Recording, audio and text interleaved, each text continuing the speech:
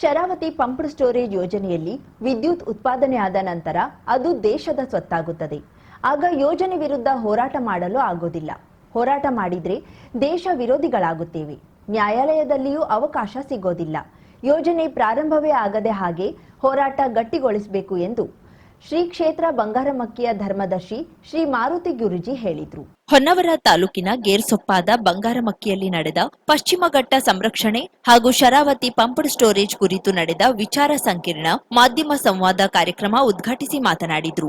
Sharavati pumped storage ಯೋಜನೆಗೂ ಸರ್ಕಾರ ನಿಗದಿ ಮಾಡಿದಂತಹ ಸಂಸ್ಥೆ ನೀಡಿದ ವರದಿಯಲ್ಲಿ ಈ ಯೋಜನೆ ಪೂರಕವಲ್ಲ ಎಂದು ಬಂದಿದೆ. ಅದನ್ನ ಬಿಟ್ರೆ ಬೇರೆ ವರದಿ ತಯಾರಿಸಿ ಯೋಜನೆ ಮಾಡಲು ಹೊರಟಿದ್ದಾರೆ. ನಾವು ಯಾವುದೇ ಕಾರಣಕ್ಕೂ ಸ್ಟೋರೇಜ್ ಮಾಡಲು ಬಿಡೋದಿಲ್ಲ ಎಂದರು. ಜಾಸ್ತಿ ಆದಷ್ಟು ಖರ್ಚು ಆಗ್ತದೆ ಇದೆ. ಆ ಖರ್ಚನ್ನ ನಾವೇ ಹೊರುವಂತವ್ರು, ಪ್ರಜೆಗಳು ನೀವು ಮಾಡಿ ಹೋಗ್ತೀರಿ, ತೆರುವಂತವ್ರು ನಾವು. ಇವತ್ತು ಎಷ್ಟೇ ಬಜೆಟ್ ಮಾಡಿ ಏನೇ ಮಾಡಿ ದೇಶದಲ್ಲಿ ಒಂದು ಹುಟ್ಟತಕ್ಕಂಥ 1 ಸೆಕೆಂಡ್ ಹುಟ್ಟತಕ್ಕಂಥ ಮಗುವಿಗೆ 1,40,000 ರೂಪಾಯಿ ಇವತ್ತು ಸಾಲ ಇದೆ. ಹುಟ್ಟದಂತ ನಾವು ತಿಳ್ಕೊಂಡು ನಮ್ಮ ಸಾಲ ಏನೂ ಇಲ್ಲ ಅಂತ ತಿಳ್ಕೊಬೇಡಿ. ನಮ್ಗೆಲ್ಲರಿಗೂ ಸಾಲ ದೇಶ ಹೊರಿಸಿಟ್ಟಿದೆ. ಇನ್ನೊಂದಿಷ್ಟು ವರ್ಷಕ್ಕೆ ನಾವು ರೆಡಿ ಮಾಡ್ಕೊಂಡಿದ್ದೇವೆ. ಹಾಗಾಗಿ ನಾವೆಲ್ಲರೂ ಸಹ ಪದ್ಧತಿಯನ್ನು ಕಾಯ್ದುಕೊಳ್ಬೇಕಾಗಿದೆ. ಹಿಂದೆ ಸೈಲೆಂಟ್ ವ್ಯಾಲಿಯಲ್ಲಿ ಹೇಗೆ ನೀವು ಶಾಶ್ವತ ರದ್ದತಿಯನ್ನು ಮಾಡಿದ್ದೀರೋ, ಈ ಪಶ್ಚಿಮ ಘಟ್ಟದಲ್ಲಿ ಬರ್ತಕ್ಕಂಥ 38 ಯೋಜನೆಗಳು ಅದನ್ನ ಶಾಶ್ವತ ರದ್ದತಿಯನ್ನು ಮಾಡಿದ್ದನ್ನು ಉಳಿಸುವಂತ ಕೆಲಸ ಮಾಡಿ ಯುನೆಸ್ಕೋದವರು ಸಹ ಭಾಗವಹಿಸ್ತಾ ಇದ್ದಾರೆ. ಈ ವಿಚಾರದಲ್ಲಿ ಅವರಿಗೂ ಸಹ ಮನವಿ ಮಾಡಿಕೊಂಡಿದ್ದೇವೆ. ಅವರು ಪ್ರತಿ ವರ್ಷ ಸಾವಿರಾರು ಕೋಟಿಯಲ್ಲಿ ಸೇರ್ತಾ ಇದ್ದಾರೆ ಈ ಒಂದು ಪಶ್ಚಿಮ ಘಟ್ಟಕ್ಕಾಗಿ. ಹಾಗಾಗಿ ನಾವು ಹಸಿರನ್ನು ಉಳಿಸೋಣ, ಮುಂದಿನ ಭವಿಷ್ಯದ ಉಸಿರನ್ನ ಉಳಿಸೋಣ ಅಂತ ಹೇಳ್ತಾ ನಿಮ್ಮ ಪ್ರಶ್ನೋತ್ತರಕ್ಕೆ ನಾವು ಅವಕಾಶ ಕೊಡ್ತೀವಿ.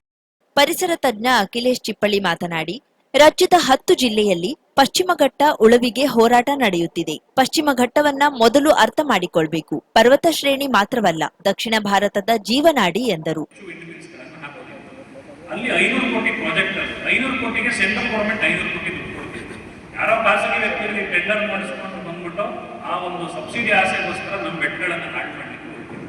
ಆದರೆ ವಿಂಡ್ ಮಿಲ್ ಎಲ್ಲ ಹಾಕಬೇಕು. ಸಮುದ್ರ ಮಟ್ಟದಿಂದ 6,000 ಅಡಿ ಇರೋ ಪ್ರದೇಶದಲ್ಲಿ ಹಾಕ್ತಾರ, ಕೆಳಗಡೆ ಇರೋದು ಹಾಕ್ತಾರ ಅನ್ನೋದು ವಿಚಾರ ಮಾಡಬೇಕಿತ್ತು. ಸೊ ಈ ರೀತಿ ಒಂದು ಹಣವನ್ನ ಮಾಡ್ಲಿಕ್ಕೂ ಕೂಡ ಅಥವಾ ಯೋಜನೆಗಳನ್ನ ಇಂಪ್ಲಿಮೆಂಟ್ ಮಾಡಿ ಬ್ಲ್ಯಾಕ್ ಅಂಡ್ ವೈಟ್ ಮಾಡ್ಲಿಕ್ಕೂ ಕೂಡ ದೊಡ್ಡ ದೊಡ್ಡ ಕಾಂಟ್ರಾಕ್ಟ್ ಆಫೀಸ್ಗಳು ವರ್ಕ್ ಮಾಡ್ತವೆ ಹಿಂದೆ. ಸೊ ನಮ್ಮ ದೇಶದ ಭ್ರಷ್ಟ ವ್ಯವಸ್ಥೆಯಲ್ಲಿ ಯಾವ ರೀತಿ ಇದು ಮುಂದುವರಿತಾ ಇದೆ. ಸರ್ಕಾರದ ದುಡ್ಡು ನಮ್ಮ ದುಡ್ಡು 40% ಹೆಂಗೆ ಬಂತೀವರಿಗೆ 40% ಹೆಂಗ್ ಉಳಿತಾರೆ. ಅದನ್ನ ನೀವು ಯಾಕೆ 90% ಮಾಡಬಾರ್ದು. ಯಾವುದೇ ಅಧಿಕಾರಿಗೆ ಹೋದ್ರು ಸರ್ ಆ ಪ್ರಾಜೆಕ್ಟ್ ಅಲ್ಲಿ ಇಷ್ಟು % ಬುದ್ಧಿ ಕೊಡ್ಲೇಬೇಕು ಅಂತ ಹೇಳ್ತಾರೆ. ಚಿಪ್ಪಿ ಸರ್ ಹೇಳ್ತಿದ್ದೀವಿ, ಇವತ್ತು MLA ನಾಳೆ 10 ಕೋಟಿ 50 ಕೋಟಿ ಮನೆ ಕಟ್ತಾರೆ. ಇಲ್ಲಿಂದ ದುಡ್ಡು ಬರುತ್ತೆ ಇದಕ್ಕೆಲ್ಲ. 40% ಅನ್ನು ನಾವು ಒಪ್ಕೊಂಡ್ಬಿಟ್ಟಿದ್ದೀವಿ. ಇವತ್ತು ಜನ 40% ಕೊಡ್ಕೊಳ್ಳಿ, 60% ಅಲ್ಲಿ ಒಳ್ಳೆ ಕೆಲಸ ಮಾಡಿ ಅಂತ ಬಗ್ಗೆ ವರದಿ ಕೊಡಿ. ಅಂದ್ರೆ ನಮಗೆ ವಿದ್ಯುತ್ತಿನ ಸ್ಟೋರೇಜ್ ಸಂಗ್ರಹಣೆ ಯಾಕೆ ಅನಿವಾರ್ಯ, ಇದರ ಬಗ್ಗೆ ನೀವು ವರದಿ ಕೊಡಿ ಅಂತ ಕೇಳಿದ್ರು. ಅವ್ರು ಸಹಜವಾಗಿ ನಮ್ಮ ವಿದ್ಯುತ್ತಿನ ಬೇಡಿಕೆ, ಡಿಮ್ಯಾಂಡ್, ಫ್ಲಕ್ಚುಯೇಷನ್ ಇದನ್ನೆಲ್ಲ ಗಮನ ಇಟ್ಕೊಂಡು ನಮ್ಮ ದೇಶಕ್ಕೆ, ನಮ್ಮ ರಾಜ್ಯಕ್ಕೆ ಇದು ಅನಿವಾರ್ಯ ಅಂತ ಒಂದು ಮಾತು ಹೇಳಿದ್ರು. ಜೊತೆಗೆ ಅದಕ್ಕಾಗೋ ಪರಿಸರದ ಬಗ್ಗೆನೂ ಹೇಳಿ ಇಷ್ಟು ಉಪಯೋಗ ಆಗುವಂತ ಯೋಜನೆಗೆ ಆಗುವಂತ ಪರಿಸರ ಹಾನಿ ಕಡಿಮೆ ಇದೆ, ಮತ್ತೆ ಅವರು ಬದಲಾವಣೆ ಮಾಡಿ ಇನ್ನೂ ಕಡಿಮೆ ಮಾಡ್ತೀವಿ ಅಂತ ಹೇಳಿದ್ದಾರೆ. ಇದನ್ನೆಲ್ಲ ಪರಿಗಣಿಸಿ ಇದಕ್ಕೆ ಅನುಮತಿ ಕೊಡಬಹುದು ಅಂತ ನಿಯಾ ಸಂಸ್ಥೆಯವರು ಕೊಟ್ಟಿರೋ ವರದಿ ನಮ್ಮ ರಾಜ್ಯ ಸರ್ಕಾರಕ್ಕೆ. ಅದನ್ನ ಅವರು ಕೇಂದ್ರ ಸರ್ಕಾರದ ಮುಂದೆ ಹೇಳ್ತಾರೆ. ಇದು ಯಾಕೆ ಒಂದು ಸರ್ಕಾರದೇ ತಜ್ಞರ ತಂಡ ಬೇಡ ಅಂದಿದ್ದನ್ನ ಇನ್ನೊಂದು ಕಡೆಯಿಂದ ವರದಿ ತೆಗೆದುಕೊಂಡು ಬೇಕು ಅಂತ ಮಾಡಿರೋದು, ಮತ್ತೆ ಅವರಿಗೆ ಇಟ್ಟ ಗುರಿಗಳು ಬಹಳ ಲಿಮಿಟೆಡ್. ಸ್ಕೋಪ್ ಆಫ್ ದಿ ಇದು ಅನಾಲಿಸಿಸ್ ಬಹಳ ಸ್ಪಷ್ಟ ಇತ್ತು. ಪರಿಸರ ತಜ್ಞ ಗಿರೀಶ್ ಜೆನ್ನೆ ವೇದಿಕೆ ಮೇಲೆ ಉಪಸ್ಥಿತರಿದ್ದರು. ನಂತರದಲ್ಲಿ ಪರಿಸರ ತಜ್ಞರು ಮತ್ತು ಮಾರುತಿ ಗುರೂಜಿ ಮಾಧ್ಯಮ ಸಂವಾದವನ್ನ ನಡೆಸಿದ್ರು. ಶೈಲೇಶ್ ಕಾರ್ಯಕ್ರಮವನ್ನ ನಿರ್ವಹಿಸಿದ್ರು. ಉಪಕರಣಗಳು ಸಹ ಮೇಕ್ ಇನ್ ಇಂಡಿಯಾ ಅಂತ ಹೇಳ್ತಾ ಇದೆ.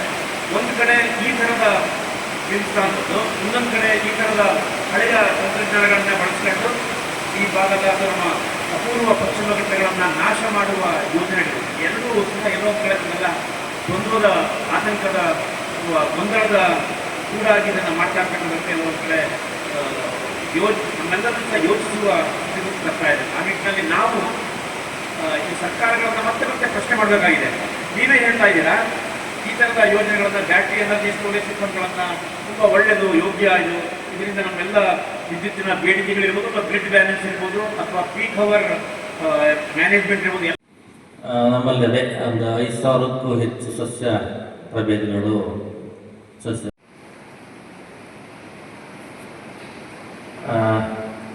ಯೋಜನೆಗಳನ್ನು ಈ ಭೂಮಿ ಮೇಲೆ ಮಾಡ್ತಾ ಇದೆ ಅಂತಂದರೆ ಅದನ್ನು ಕಲ್ಪನೆ ಮಾಡಲಿಕ್ಕೂ ಸಾಧ್ಯ ಇಲ್ಲ. ನಾನು ಸಾಗರದಿಂದ ಬೆಳಿಗ್ಗೆ ಬರುವಾಗ ಮಳೆ ಏನು ಭಾರಿ ಬರಲಿಲ್ಲ ಈ ಸರಿ, ಆದರೂ ಕೆಲವು ಕಡೆ ಗುಡ್ಡ ಕುಸಿದಿತ್ತು, ಕೆಲವು ಕಡೆ ಮರಗಳು ಬಿದ್ದಿತ್ತು. ಅದೊಂದು ಅಸಹಜ ಸ್ಥಿತಿ. ಈ ಹಿಂದೆ ಈ ಥರ ಘಟನೆಗಳು ನಡೀತಿರಲಿಲ್ಲ, ಅಸಹಜ ಸ್ಥಿತಿ ಇರುತ್ತೆ. ಅದಕ್ಕೆ ಯಾಕೆ ಅನ್ನೋದಕ್ಕೆ ನೀವು 2018ರಿಂದನೂ ನೋಡ್ತಾನೆ ಇದ್ದೀರಿ. ವಯನಾಡು ದುರಂತ, ತಿರೂರು ದುರಂತ ಇರಲಿ, ಅದು ಆಮೇಲೆ ಬರ್ತದೆ.